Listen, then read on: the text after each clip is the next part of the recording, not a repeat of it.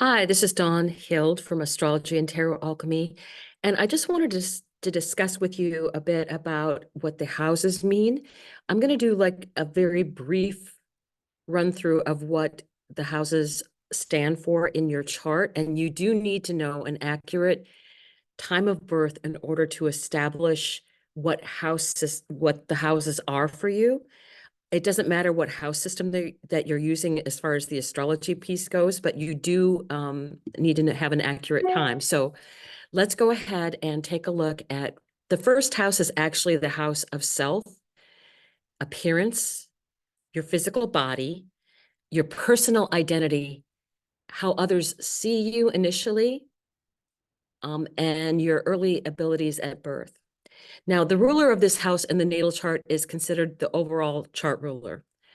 My ascendant is in Gemini, and that means that Mercury is the ruler of my first house. It also is the ruler of my fourth house because Mercury also rules Virgo. So the chart ruler is very important. It gives you the overall look at the energies of your chart. Now, the second house is the house of finances, how you make money, um, what your values are, material possessions, your own sense of self-worth and self-confidence, and your relationship to the body and the natural world. So it's your resources. I would think of the second house as being your resources. The third house is the house of communication, learning, perception, your siblings, and extended family. If you have family that are like cousins to you, your cousins feel like siblings, that would be considered an extended family. Your neighbors, early childhood education, your voice, what you think and what you talk about. This can also be your local community, or if you have a small business, this could include the small business in that particular house. It also includes automobiles, short distance travel and community events. It can also be things like merchants. So if you may be going somewhere and buying something at a local store that might be a bit more expensive for your home, that might show up in the third house. The fourth house is your house of home, family, your ancestors, and ancestral patterns. It gives you your emotional foundations. It's your basis of security.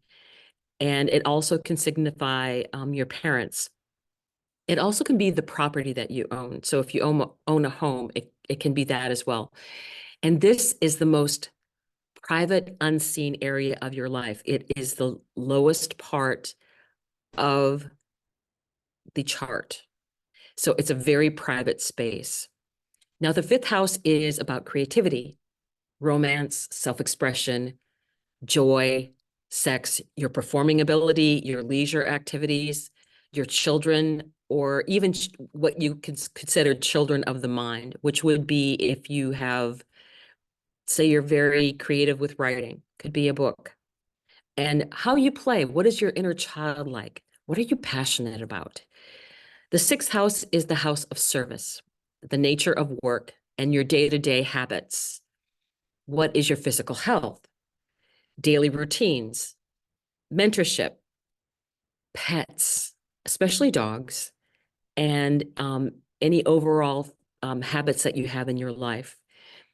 It also can be related to your work area in your life because it's something that happens on a daily basis. So anything that is part of your daily routine would be considered a sixth house subject. The seventh house is the house of partnerships, close relationships, marriage, what you attract, and how you can see the patterns in relationships, the kind of partner that you're attracted to. And it also can be one-on-one clients. This is also considered the house of open enemies. So I think anything that has you and an other person could be considered a seventh house um, item. It can be someone that is a best friend. It can be someone that is considered a business partner. It's you and another person. and it can also be about contracts. Now, the eighth house is the house of transformation and shared resources. It's about closely bonded relationships, intimacy, sexuality, the deep psyche, and it also is about taboo subjects, things that we don't talk about. It can also be about death. It can be about inheritance, taxes, debt, other people's money, occult subjects, and any underlying reality. A lot of times, if you are having money that you get back from taxes, tax rebate, that can show up in the eighth house, or the money of your partner can show up in the eighth house. Ninth house is about higher education. It's also rules astrology, long distance travel, foreign things, including travel and people and other cultures, expansion and information, philosophy, spirituality, and religion. It can also be about what you value, what your personal philosophy is. And sometimes if you're going through a big ninth house transit, it can be a lot of either foreign travel or long distance travel, or it can be about you maybe changing your whole philosophy about what is going on in the world. Now, the 10th house is the house of career or your mission in life. What are you known for? What are you seen doing out in the world? Your public recognition, your visibility, also your life goals. So sometimes if you have some things that are badly aspected with the 10th house, it could mean that you might have problem getting that recognition. Sometimes if you have things like Saturn there in the 10th house, it might be a delay in you getting that recognition.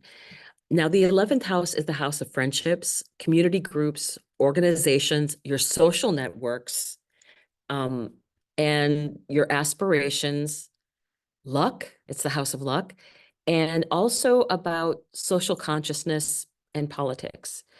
So it's very much a community feeling of that house in the 11th house, very much about friendship as well. So the 12th house is the house of the subconscious.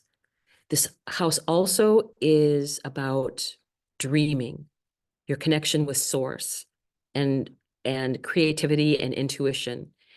It also is about secluded spaces. So hospitals, prisons, monasteries, or if you go on a retreat just to go find yourself.